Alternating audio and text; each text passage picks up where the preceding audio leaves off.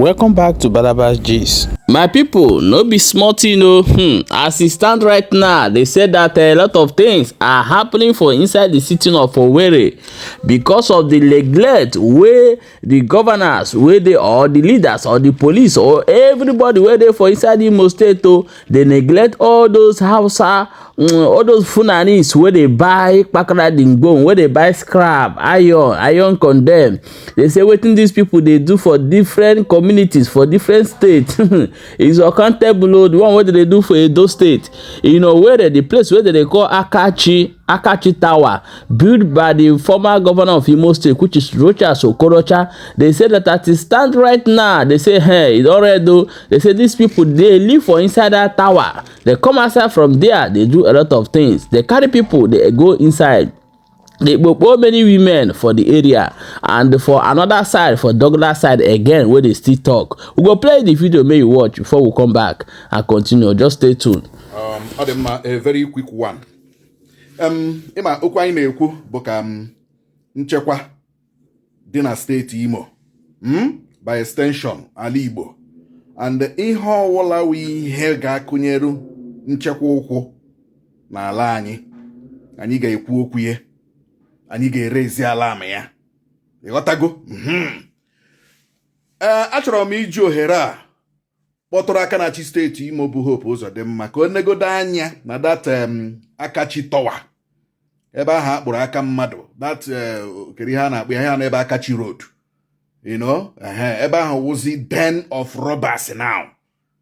I think Rochas Okorocha wrote that thing. Onwezi ihe eji eme. Gị baa n'ime ebe ahụ gị hụ na ndị akpakara tingbom ndị ugwu ji ebe ahụ mere 1 bedroom flat, 2 bedroom flat, 3 bedroom flat. Ndị ugwu a na-ada onwe ebe ị ga-agawa n'ala Owerri gaa n'Imo steeti gị hụ ebe ha kwụrụ ụgwọ ụlọ.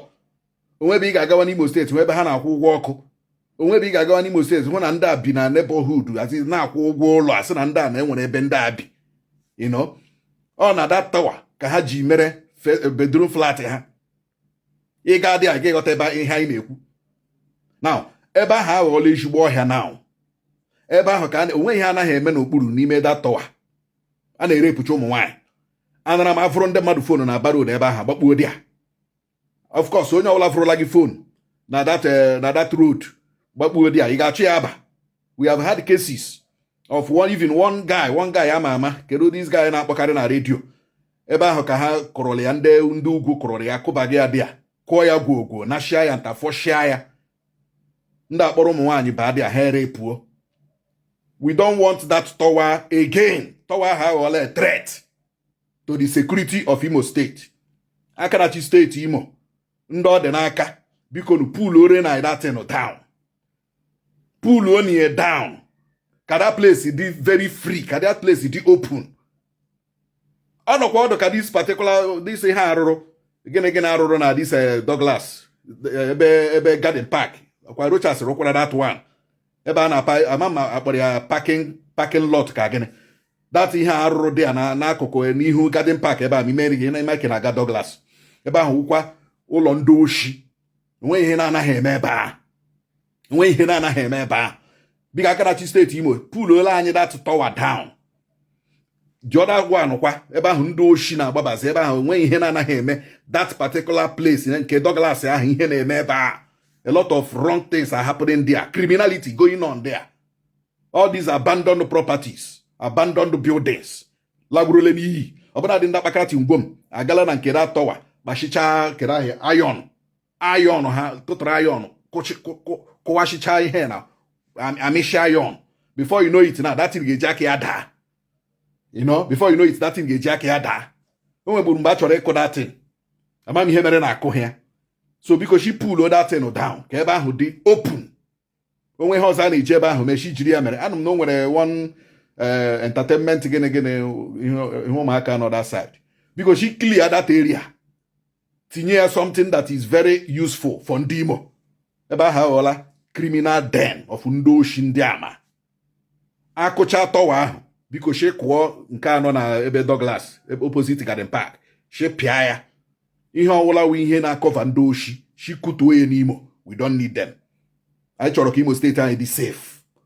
so that onye na-alọta Owerri ya alọta in a safer and the safest place obi eruo mmadụ ala biko arịrịọ ka anyị na-arịọ Akanachi steeti Imo ịhụ na data Akachi towa shikutuo ye, we don't need it. Thank you. My people, this is not the current situation of wetin dey happen for inside Owerri. Now we say mo bring am come show una, mona hear am as it dey go. My wonderful people, there's somebody wey they call Tompolo, una know am, the leader of Niger Delta militants. They say the guy don dance so on top of naira. That na social media come dey drag am say may EFCC go arrest am as they take dey arrest Igbo billionaire, somebody like E-Money, and when the same Obi Cubana do the same thing. Cubana Chipri. So my people, I go play you the video, may you watch before we come back and continue. Stay tuned.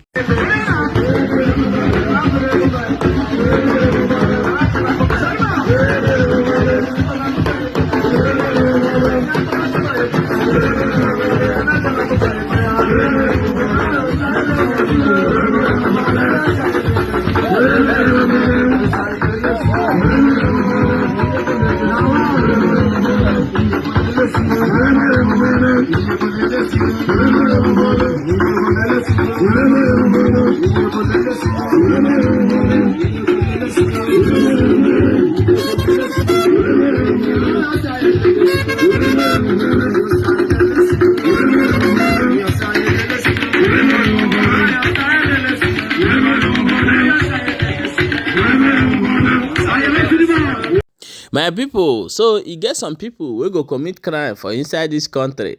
That crime nobody go talk about am. But however, we are watching what will be the reaction of EFCC and Nigerian government. My people, a lot of story dey for ground wey I wan show una. Just stay tuned as I dey bring am one after the other. May you quickly drop your own opinion for inside comment section. Don't forget to see there for Balabajis as they watch. Make sure they share the video so that other people will get the information and know how it dey happen. Share.